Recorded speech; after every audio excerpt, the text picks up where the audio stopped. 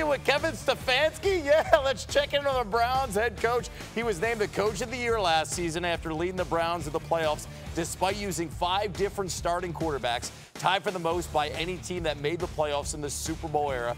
Deshaun Watson was in and out of the lineup during the first 10 weeks of the season before undergoing season-ending surgery to repair a fracture in his throwing shoulder. And then Joe Flacco just came off the couch and said, all right, I'm going to take you to the playoffs. I'm going to start here with specifically talking about this entire team. And Kevin, I want to start with you. Yeah. What's the ceiling for this Browns team if Watson's able to stay healthy through the whole season?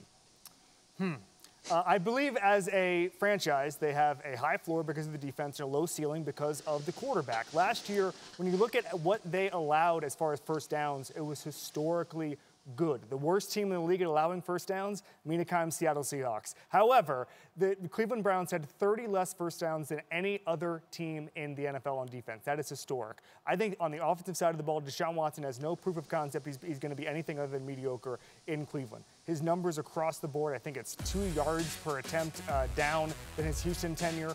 Touchdown percentage goes from 6% to 4%. We just haven't seen anything from Deshaun Watson to show that they're going to win because of him instead of despite him. So I think there's going to be a lot of growing pains. I don't have a lot of expectations for that offense. The defense is going to win them games, and they will win. Yeah, you know, I wasn't surprised that they didn't bring back Joe Flacco because his performance last season, I feel like, would have hung over this team if he had come back as the backup and Watson had struggled. But the memory of watching that offense have success nevertheless remains, especially, I imagine, for Kevin Stefanski, who it felt like with Joe Flacco was able to call exactly the sort of offense we expect from him, the sort of offense we saw in Minnesota. And when I watch Watson, when I've seen him, and obviously somewhat limited snaps or given his injuries in this offense, it has felt to me like the quarterback and the play caller, Stefanski, still aren't quite on the same page. Whereas with Flacco, it felt like, okay, this is exactly what he wants to do. And I think that's what I'll be curious to see early on. Yet another offseason.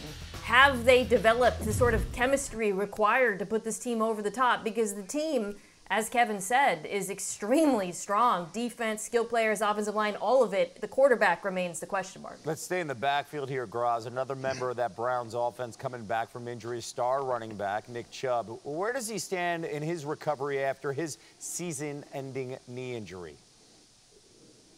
Yeah, making progress, but the recovery is and will continue to be slow. He had multiple surgeries to repair ligaments in that left knee. It's the second time in his career he's had to have that same knee repaired. So I would not anticipate Nick Chubb getting any on-field work throughout OTAs or even in the June minicamp.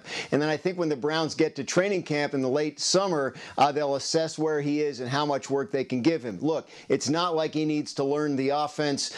They need to make sure and get him to the season healthy. They believe he will play for them this year. It's just a matter of managing that recovery to the point where there aren't any setbacks and they don't put him at increased risk of re-injury. So slow going with Nick Chubb. Chubb, though, the heart and soul of that team, no doubt about it, especially in the weight room.